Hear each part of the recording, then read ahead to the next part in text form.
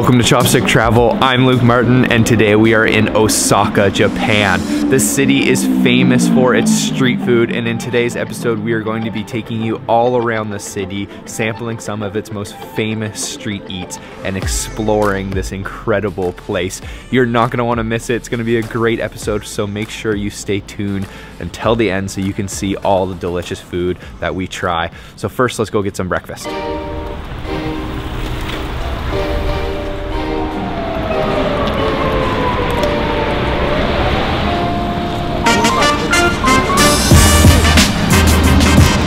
So the other morning I spotted this place selling menchikatsu, which is a deep fried minced meat cutlet. It's just up here. We're gonna grab one of those for breakfast.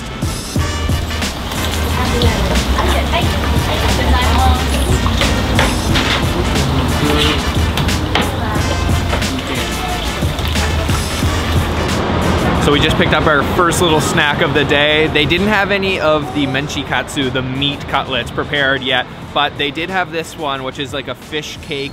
It looks like there's some potatoes in there, some onions, maybe some carrots, and it's this really cool little local shop. They're frying up all kinds of things in this huge vat of oil, and this is hot and fresh out of the fryer, so let me give this a try. Oh yeah. Don't underestimate these things. They are packed with flavor. It is definitely a little bit oily and greasy for breakfast, but there's a sweetness from that fish cake. There's definitely some sugar mixed into that fish cake batter. There's some crunchy bits in there. There's potatoes, nice soft carrots.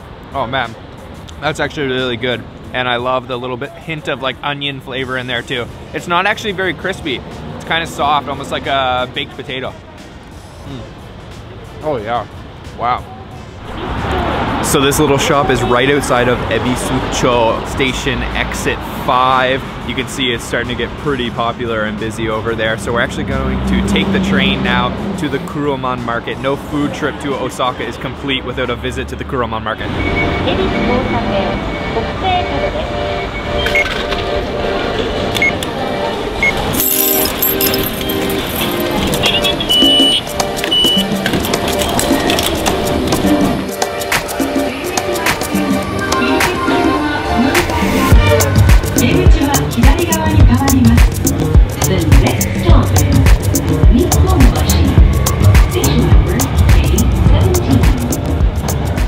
So that is just one stop from Ebisucho Station. We are at Nipponbashi Station, and we're gonna go upstairs and visit the famous Kuromon Market, this street food market, so popular here in Osaka.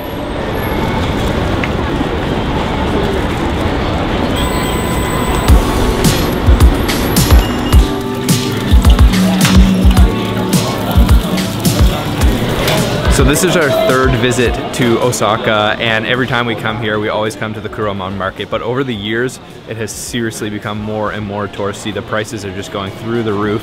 So honestly, you can find better food elsewhere here in Osaka, and that's what our videos this time around are going to be showing you. Honestly, it's just really fun to walk around. You can see all kinds of seafood products, all kinds of Japanese fruits, really expensive. And the atmosphere here is just really lively. Lots of tourists, but it's still very fun to walk around.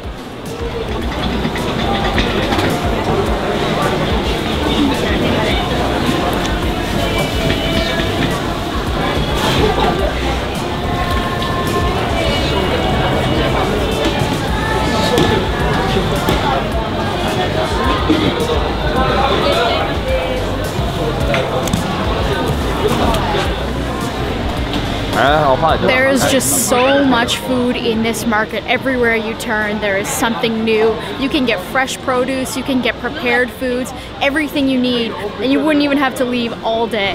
So nothing really caught our eye in there. We've covered a lot of this market in previous episodes, but there is a tempura restaurant that is just outside the market. So let's go try to find that and see if it looks any good.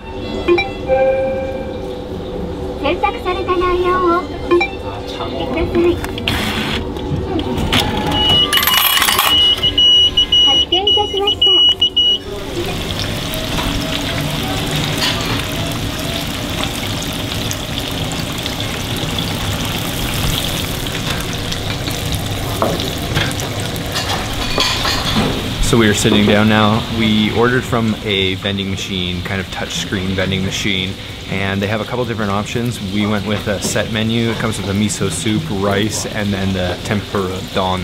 I'm not exactly sure what's gonna be in it, so he's frying them up fresh in this huge vat, once again of oil. A little greasy breakfast today, but that's okay. So let's see what we get. So our tempura has arrived. You can see we've got a selection of different things. The first one here is lotus root, and the next one, my all-time favorite, is just shrimp. This one, sweet potato. I think back here this is maybe a piece of squid. It's kind of hard to identify. Hiding in back here, I've got a huge chunk of pumpkin, and then also one more underneath, and that is a piece of fish. So I'm just gonna go in right away, try out this sweet potato, and it's served with this amazing ponzu sauce with grated daikon radish inside. You can see those kind of chunks of daikon radish, and oh, this is gonna be so good. Look at that golden crispy skin. Let's give that a try.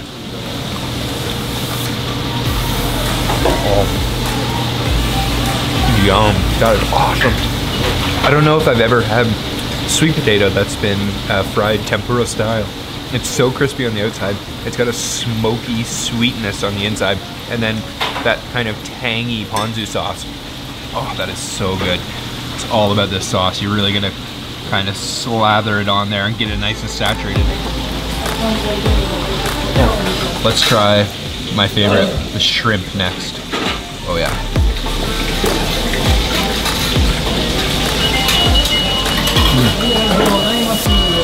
So because that shrimp has been fried, you can even eat the tail. It's like an extra bit of crispiness at the end. Really, it's all about that sauce stuff. Works so well. Little seafoody flavor. Oh, this is awesome. So when you get a set meal, you get a miso soup with it. I'm gonna give it a try.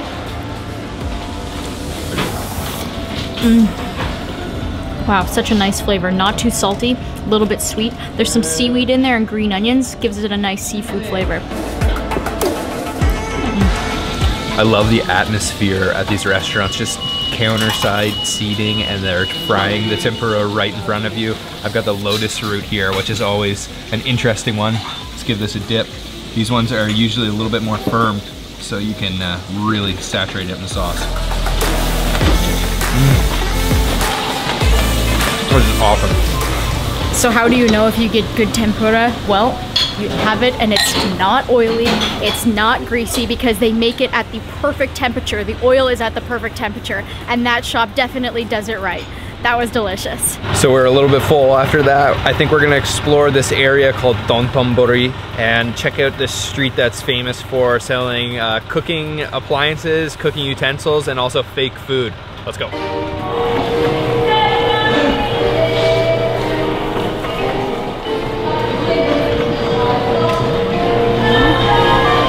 So the street is just packed to the brim with cooking appliances, plates, ceramics, chopsticks, all kinds of unique Japanese cookware, like these little takoyaki makers, which I definitely don't think you can find outside of Japan. I think I was mistaken though. I haven't seen any fake food here. I thought they were gonna sell that famous Japanese fake food, but I think that's another place.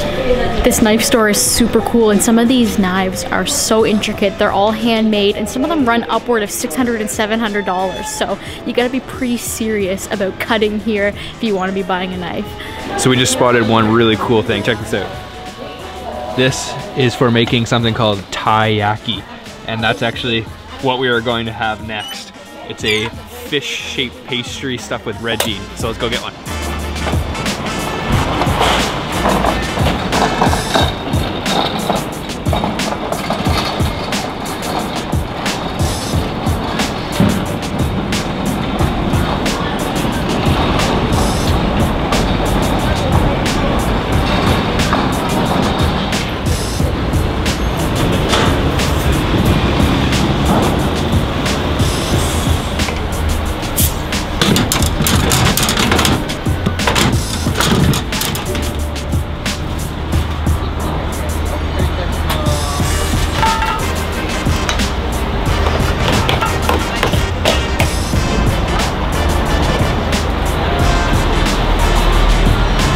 So we have our taiyaki, the fish-shaped Japanese pastry, quite unique. It's simple though. It's just stuffed with red bean. We got it from this really cool corner shop here. You can get red bean, you can get custard. So we got red bean. I think that's the most traditional. Let me try. I'm gonna go for a little bit of the tail and a little bit of the belly.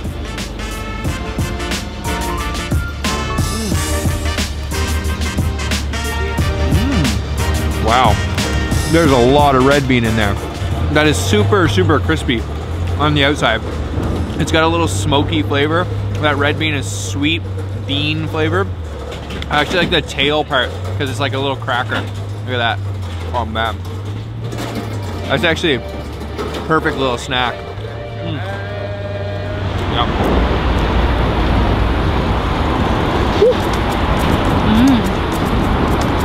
Starchy. Very sweet. And hot. So that's always a nice little street snack, the taiyaki, really unique. And now we are in the famous DOTONBURI, the kind of main district here in Osaka for nightlife, for food. It's just really colorful with all kinds of signs, all kinds of lights. And if you come here at night, it is something else. You really need to check this out when you're in Osaka.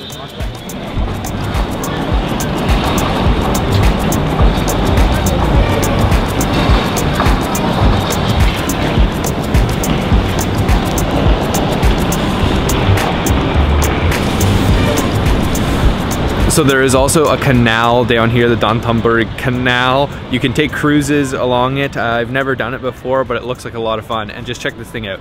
This is like the craziest Ferris wheel I've ever seen. It's the DON QUIJOTE, sort of like the dollar store of Japan. And that is a really weird looking Ferris wheel.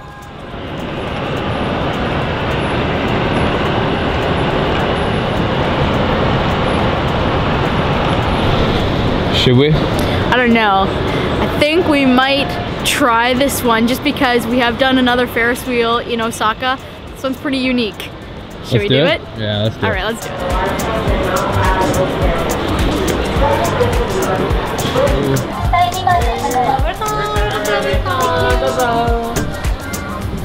All right, we are off. Here goes. Okay. Oh, we're whipping around top speeds. This is a high thrill ride. Bye-bye. Whoa. All right. So apparently this is the first oval Ferris wheel of its kind in the world. We're kind of in this like bubble and we just spun. I've never been in a Ferris wheel like this. Wow, this is really, really kind of scary actually. Yeah, it's unique, that's for sure.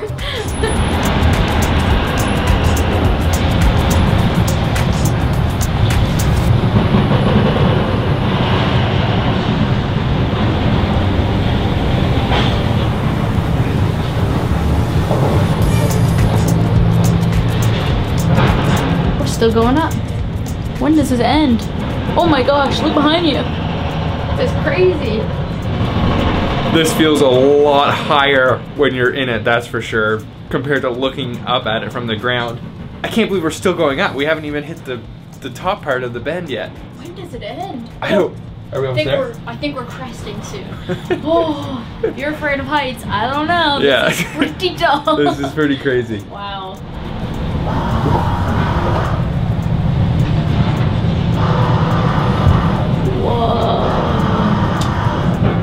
Alright, we're at the top. Welcome to the top of Osaka.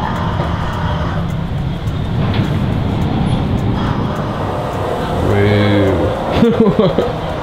That's my favorite part. So that was a lot of fun. Definitely try it out when you're here in DOTONBURI. I bet you at nighttime it would be really cool. So we're gonna head to another part of the city called Umeda and we're going to do some more eating there.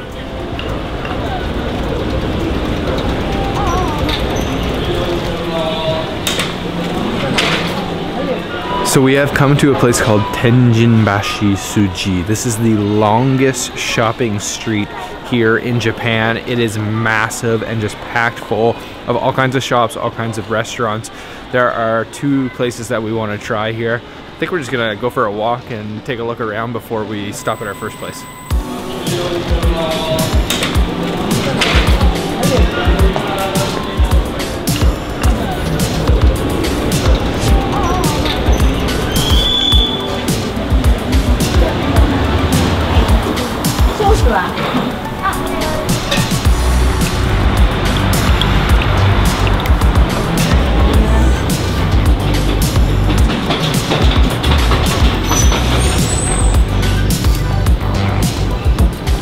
So there are hundreds of takoyaki spots here in Osaka. Takoyaki is the quintessential Osaka street food. It is a batter ball that has a small piece of octopus tentacle inside. But this one behind me here is called Takoyaki Maya. And this was featured on the Netflix series Street Food. As you may or may not know, we helped with the Taiwan episode, and we've eaten at a couple of the spots featured, such as Toyo-san's Izakaya here in Osaka, but we've never tried this takoyaki. And I believe, correct me if I'm wrong, that this is the second oldest takoyaki shop in all of Japan, or the world, I guess. And we have a beautiful set of 8 takoyaki balls. And the thing with this place is that they don't overdo it. They don't put the bonito flakes, they don't put the mayonnaise, just a little bit of sauce. And then inside of these, we also have pickled red ginger and tempura flakes, and then a small piece of octopus, of course. And then we've got this brown sauce on top. These are gonna be super, super hot, but let's dig in.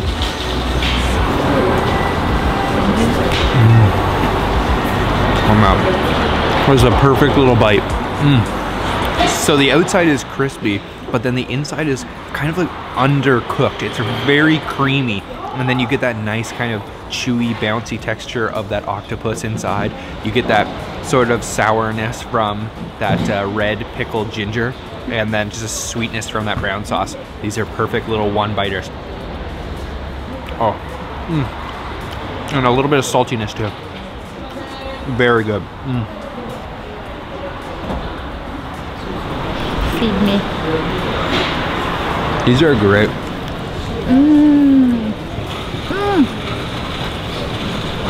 So simple. Just the natural flavors of everything inside. Not overdoing it with the sauce. And one of the biggest problems I have is that it's always served so hot. This is actually the perfect temperature to eat right away. What do you think? So good. Oh, that was awesome. I've been waiting for a long time to try that shop. That is the original flavor of takoyaki, one of, as I mentioned, the quintessential foods of Osaka, and one of my favorite snacks. We've been snacking all day long, but honestly, we're not that full. We need something a little bit more sustenance. So let's go get some sushi.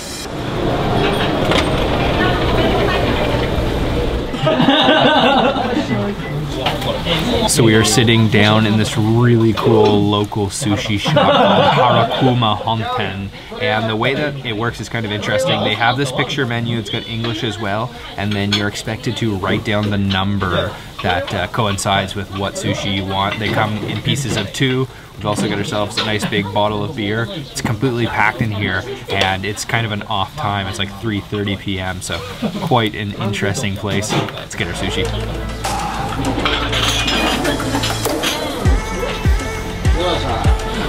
Our sushi has arrived. This looks absolutely beautiful. We have a couple different things, so let me introduce everything to you. So first off here we have the tuna roll. You can see those beautiful pieces of tuna wrapped up in seaweed with that beautiful vinegared sushi rice.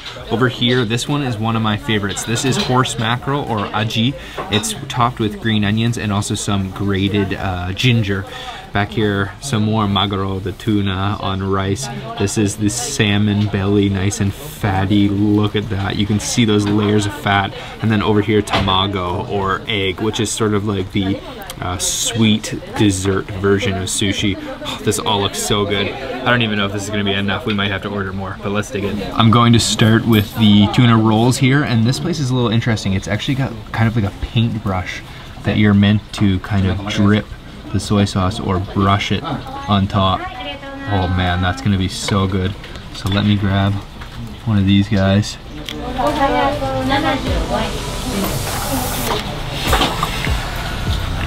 That was pure joy.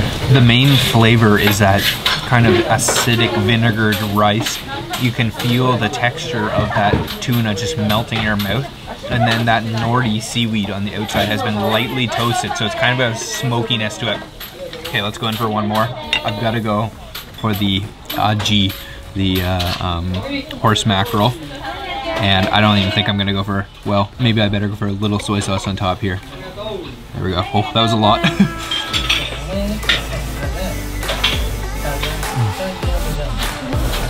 I love it with the grated ginger on top. It gives it a really nice freshness with those green onions too. That was a big chunk of horse mackerel. Wash it down with some beer. I'm gonna try the salmon. Let's put a little bit of soy sauce on it.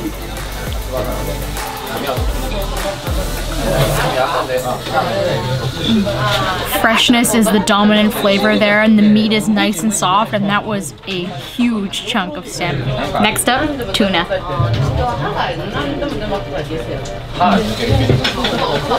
The tuna here is unbelievably soft. It instantly starts melting in your mouth. I know I say that every time, but it's really true. And the rice is nice and sour. Wow. Love it. For dessert, we have the tamago. Look at that egg to rice ratio. There's barely any rice underneath there. That is huge. Oh man, this is gonna be a big one biter.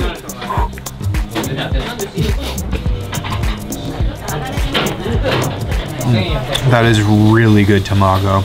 Always the perfect way to end the meal. They put some sugar in there, so there's some sweetness, and it's really juicy. All right, that was an incredible sushi meal. What a restaurant. That place is super cool, kind of hidden away.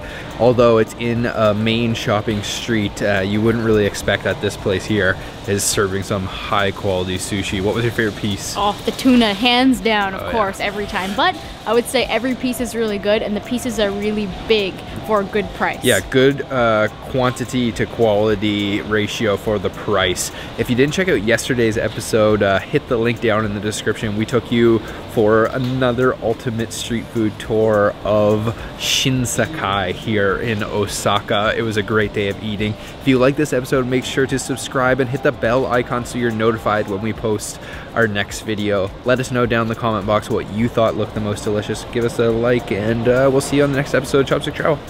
Bye.